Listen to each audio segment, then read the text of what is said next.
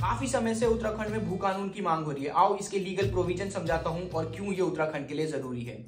उत्तराखंड में land ZALR act यानी zamindari abolition and land reform act 1950 के तहत गवर्न होता है, जो कि यूपी के टाइम का है। इसको उत्तराखंड के गठन के समय मॉडिफाई करके अपना लिया गया। 2003 ND तिवारी सरकार के टाइम पर इस पे एक अमेंडमेंट आता है, जिस पर कृषक भूमि पे 500 स्क्वायर मीटर की एक लिमिट लगा दी जाती है, जिससे ज्यादा भारी लोग नहीं ले सकते।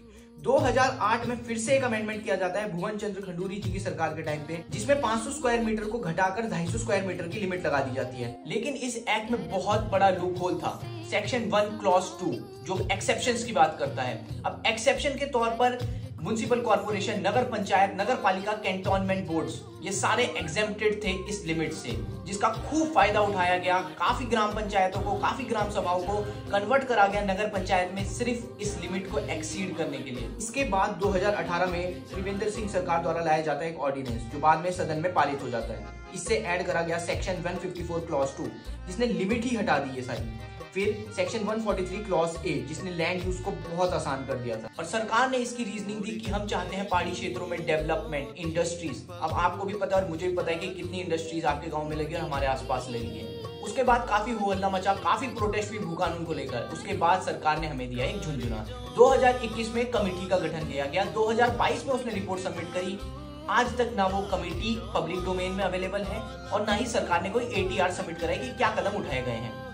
एक तरफ सरकार कमेटी बना रही थी और दूसरी तरफ आता है 2022 का अमेंडमेंट, जिसमें सेक्शन 143A और सेक्शन 143B को रिपील कर दिया गया, जिससे लैंड यूज पैटर्न को चेंज करना और आसान हो गया। और फाइनली 19 फरवरी 2024 को उत्तराखंड कैबिनेट ने सख्त भू कानून को मंजूरी दी।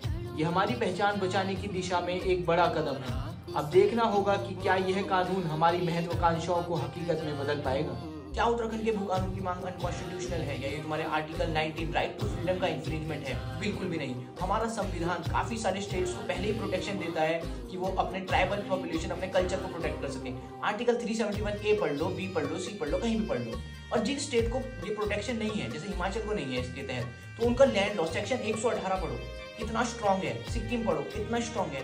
और ये तो हम पहाड़ियों का दुर्भाग्य है कि जिस राज्य के गठन के लिए हमारे परिवारजनों ने शहादत दी, कई रातें जेल में बिताई, कई आंदोलन करे, आज उसी राज्य में पहाड़ियों को गालियां दी जा रही है। उत्तराखंड में पहाड़ी लोगों से गढ़वालियों को गालियां दी जा रही है। क्यों? Demography change. अगर हम आवाज नहीं उठाएंगे तो कौन उठाएगा? सरकार के लिए केवल एक जमीन का टुकड़ा हो सकता है, लेकिन ये हमारे लिए हमारी संस्कृति, हमारे कल्चर का प्रतीक है। जय हिंद, जय उत्तराखंड।